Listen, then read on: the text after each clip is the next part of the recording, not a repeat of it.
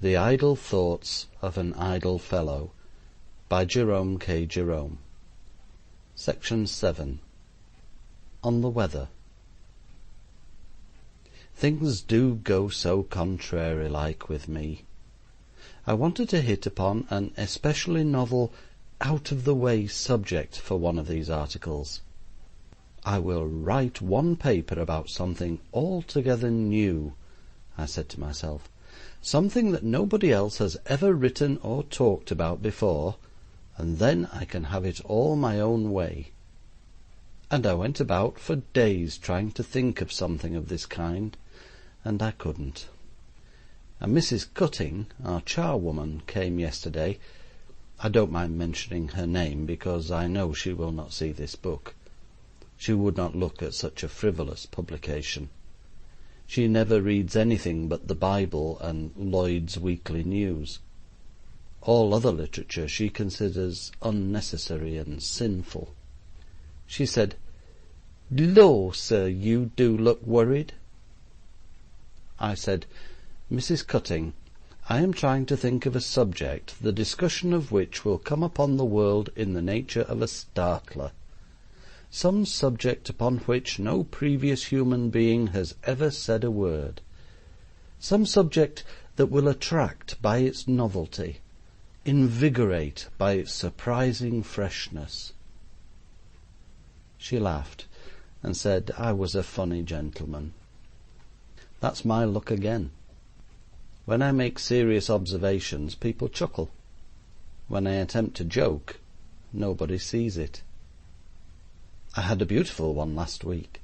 I thought it so good, and I worked it up and brought it in artfully at a dinner party.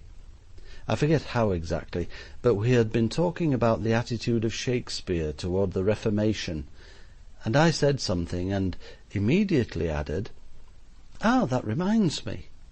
Such a funny thing happened the other day in Whitechapel." "Oh," said they, "what was that?"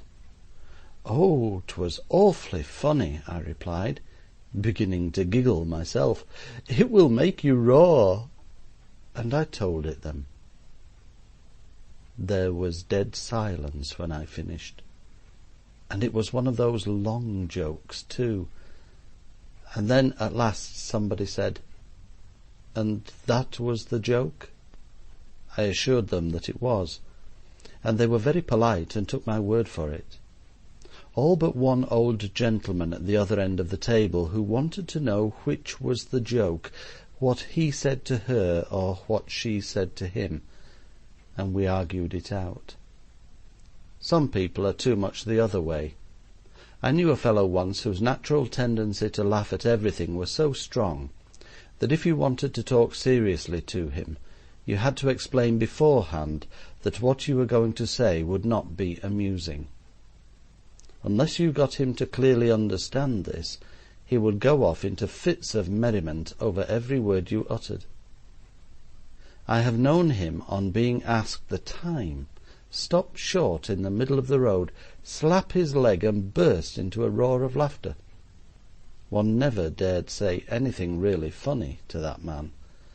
A good joke would have killed him on the spot.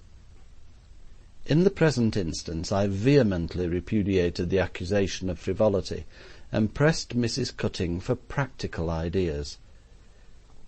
She then became thoughtful and hazarded samplers, saying that she never heard them spoken much of now, and that they used to be all the rage when she was a girl. I declined samplers, and begged her to think again. She pondered a long while with a tea-tray in her hands, and at last suggested the weather, which she was sure had been most trying of late.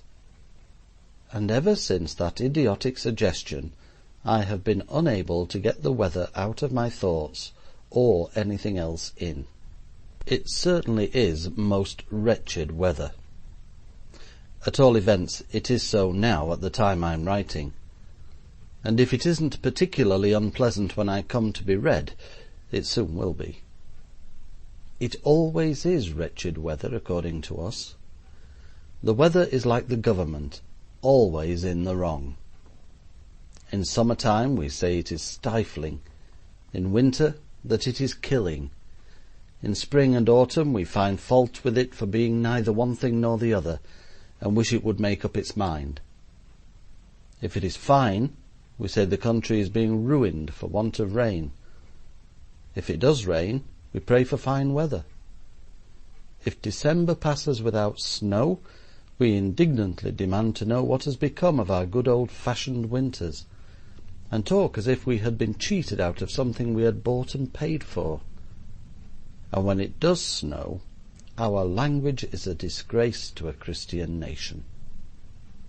We shall never be content until each man makes his own weather and keeps it to himself. If that cannot be arranged, we would rather do without it altogether. Yet I think it is only to us in cities that all weather is so unwelcome. In her own home, the country, nature is sweet in all her moods. What can be more beautiful than the snow, falling big with mystery in silent softness, decking the fields and trees with white as if for a fairy wedding? And how delightful is a walk when the frozen ground rings beneath our swinging tread, when our blood tingles in the rare keen air, and the sheep-dog's distant bark and children's laughter peals faintly clear like alpine bells across the open hills. And then skating, scudding with wings of steel across the swaying ice, making whirring music as we fly. And oh, how dainty is spring, nature at sweet 18, when the little hopeful leaves peep out so fresh and green, so pure and bright, like young lives pushing shyly out into the bustling world. When the fruit-tree blossoms, pink and white, like village maidens in their Sunday frocks, hide each whitewashed cottage in a cloud of fragile splendour, and the cuckoo's note upon the breeze is wafted through the woods. And summer, with its deep dark green and drowsy hum, when the raindrops whisper solemn secrets to the listening leaves, and the twilight lingers in the lanes. And autumn, ah, how sadly fair, with its golden glow and the dying grandeur of its tinted woods, its blood-red sunsets and its ghostly evening mists, with its busy murmur of reapers and its laden orchards, and the calling of the gleaners, and the festivals of praise.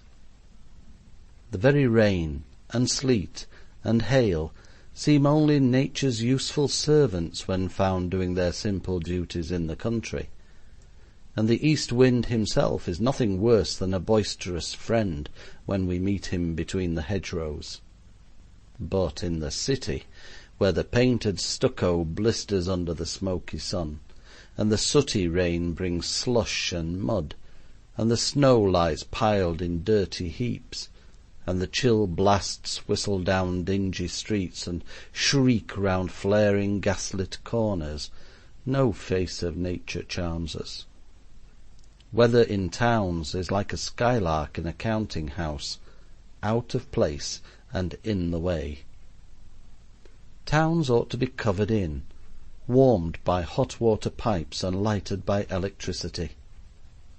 The weather is a country lass, and does not appear to advantage in town. We liked well enough to flirt with her in the hayfield, but she does not seem so fascinating when we meet her in Pall Mall. There is too much of her there. The frank, free laugh and hearty voice that sounded so pleasant in the dairy jars against the artificiality of town-bred life, and her ways become exceedingly trying.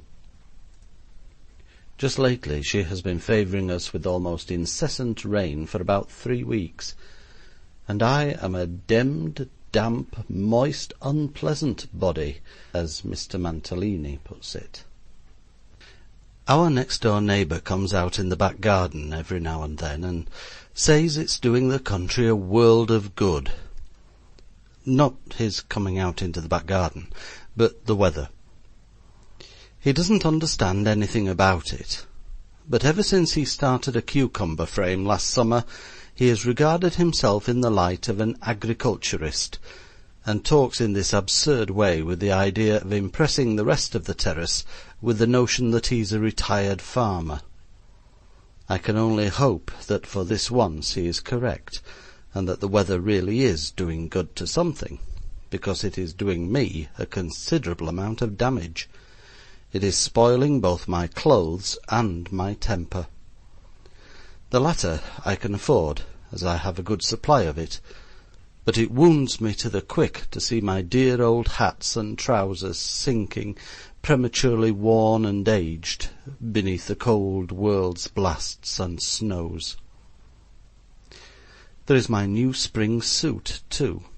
A beautiful suit it was, and now it is hanging up so bespattered with mud I can't bear to look at it. That was Jim's fault, that was. I should never have gone out in it that night if it had not been for him. I was just trying it on when he came in. He threw up his arms with a wild yell the moment he caught sight of it, and exclaimed that he had got 'em again. I said, "Does it fit all right behind?" "Spiffing, old man," he replied, and then he wanted to know if I was coming out.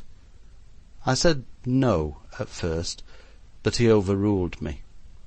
He said that a man with a suit like that had no right to stop indoors. "Every citizen," said he, "owes a duty to the public. Each one should contribute to the general happiness as far as lies in his power. Come out and give the girls a treat." Jim is slangy. I don't know where he picks it up. It certainly is not from me. I said, "Do you think it will really please them?"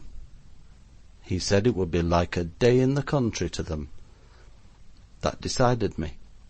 It was a lovely evening, and I went.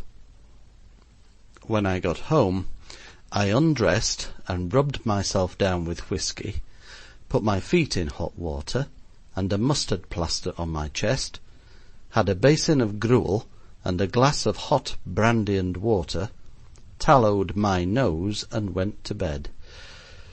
These prompt and vigorous measures, aided by a naturally strong constitution, were the means of preserving my life. But as for the suit, well, there, it isn't a suit. It's a splashboard. And I did fancy that suit, too. But that's just the way. I never do get particularly fond of anything in this world but what something dreadful happens to it. I had a tame rat when I was a boy, and I loved that animal as only a boy would love an old water rat. And one day it fell into a large dish of gooseberry fool that was standing to cool in the kitchen, and nobody knew what had become of the poor creature until the second helping. I do hate wet weather in town. At least, it is not so much the wet as the mud that I object to. Somehow or other, I seem to possess an irresistible, alluring power over mud. I have only to show myself in the street on a muddy day to be half smothered by it. It all comes of being so attractive, as the old lady said when she was struck by lightning. Other people can go out on dirty days and walk about for hours without getting a speck upon themselves, while if I go across the road I come back a perfect disgrace to be seen, as in my boyish days my poor dear mother tried often to tell me. If there were only one dab of mud to be found in the whole of London, I am convinced I should carry it off from all competitors. I wish I could return the affection, but I fear I never shall be able to. I have a horror of what they call the London particular. I feel miserable and muggy all through a dirty day, and it is quite a relief to pull one's clothes off and get into bed out of the way of it all. Everything goes wrong in wet weather. I don't know how it is, but there always seem to me to be more people and dogs and perambulators and cabs and carts about in wet weather than at any other time, and they all get in your way more, and everybody is so disagreeable, except myself, and it does make me so wild. And then, too, somehow I always find myself carrying more things in wet weather than in dry. And when you have a bag and 3 parcels and a newspaper, and it suddenly comes on to rain, you can't open your umbrella. Which reminds me of another phase of the weather that I can't bear, and that is April weather, so called because it always comes in May. Poets think it very nice. As it does not know its own mind 5 minutes together, they liken it to a woman, and it is supposed to be very charming on that account. I don't appreciate it myself. Such lightning change business may be all very agreeable in a girl. It is no doubt highly delightful to have to do with a person who grins one moment about nothing at all, and snivels the next for precisely the same cause, and who then giggles, and then sulks, and who is rude, and affectionate, and bad-tempered, and jolly, and boisterous, and silent, and passionate, and cold, and stand-offish, and flopping, all in 1 minute. Mind, I don't say this. It is those poets, and they are supposed to be connoisseurs of this sort of thing. But in the weather, the disadvantages of the system are more apparent. A woman's tears do not make one wet, but the rain does, and her coldness does not lay the foundations of asthma and rheumatism, as the east wind is apt to. I can prepare for and put up with a regularly bad day, but these ha'porth of all sorts kind of days do not suit me.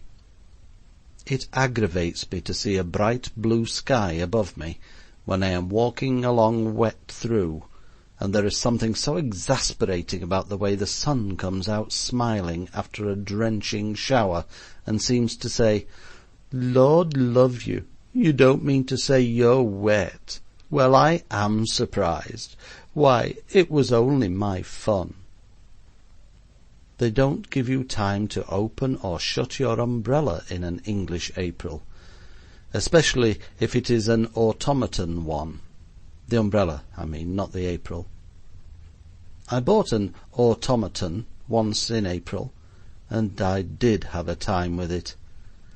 I wanted an umbrella, and I went into a shop in the Strand and told them so, and they said, "Yes, sir, what sort of an umbrella would you like?" I said I should like one that would keep the rain off, and that would not allow itself to be left behind in a railway carriage. "Try an automaton," said the shopman. "What's an automaton?" said I. "Oh, it's a beautiful arrangement," replied the man with a touch of enthusiasm. "It opens and shuts itself." I bought one, and found that he was quite correct. It did open and shut itself. I had no control over it whatever. When it began to rain, which it did that season every alternate 5 minutes, I used to try and get the machine to open, but it would not budge. And then I used to stand and struggle with the wretched thing, and shake it and swear at it, while the rain poured down in torrents. Then the moment the rain ceased, the absurd thing would go up suddenly with a jerk and would not come down again, and I had to walk about under a bright blue sky with an umbrella over my head, wishing that it would come on to rain again, so that it might not seem that I was insane. When it did shut, it did so unexpectedly and knocked one's hat off. I don't know why it should be so, but it is an undeniable fact that there is nothing makes a man look so supremely ridiculous as losing his hat. The feeling of helpless misery that shoots down one's back on suddenly become aware that one's head is bare is among the most bitter ills that flesh is heir to. And then there is the wild chase after it, accompanied by an excitable small dog who thinks it is a game, and in the course of which you are certain to upset 3 or 4 innocent children, to say nothing of their mothers. Butt a fat old gentleman onto the top of a perambulator, and carom off a ladies' seminary into the arms of a wet sweep. After this, the idiotic hilarity of the spectators, and the disreputable appearance of the hat when recovered, appear but of minor importance. Altogether, what between March winds, April showers, and the entire absence of May flowers, spring is not a success in cities. It is all very well in the country, as I have said, but in towns, whose population is anything over 10,000, it most certainly ought to be abolished. In the world's grim workshops it is like the children, out of place. Neither shows to advantage amid the dust and din. It seems so sad to see the little dirt-grimed brats try to play in the noisy courts and muddy streets. Poor little uncared-for, unwanted human atoms, they are not children. Children are bright-eyed, chubby, and shy. These are dingy, screeching elves, their tiny faces seared and withered, their baby laughter cracked and hoarse. The spring of life and the spring of the year were alike meant to be cradled in the green lap of nature. To us in the town, spring brings but its cold winds and drizzling rains. We must seek it among the leafless woods and the brambly lanes, on the heathy moors and the great still hills, if we want to feel its joyous breath and hear its silent voices. There is a glorious freshness in the spring there.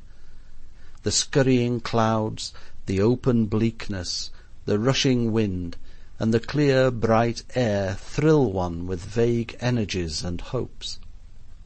Life, like the landscape around us, seems bigger and wider and freer, a rainbow road leading to unknown ends. Through the silvery rents that bar the sky, we seem to catch a glimpse of the great hope and grandeur that lies around this little throbbing world, and a breath of its scent is wafted us on the wings of the wild March wind. Strange thoughts we do not understand are stirring in our hearts. Voices are calling us to some great effort, to some mighty work, but we do not comprehend their meaning yet, and the hidden echoes within us that would reply are struggling inarticulate and dumb. We stretch our hands like children to the light, seeking to grasp we know not what. Our thoughts, like the boy's thoughts in the Danish song, are very long, long thoughts and very vague. We cannot see their end. It must be so. All thoughts that peer outside this narrow world cannot be else than dim and shapeless.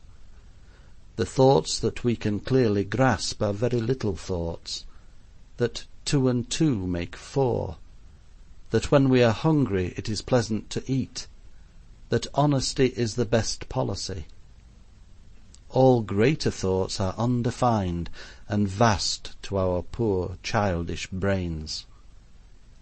We see but dimly through the mists that roll around our time-girt isle of life, and only hear the distant surging of the great sea beyond. End of section 7.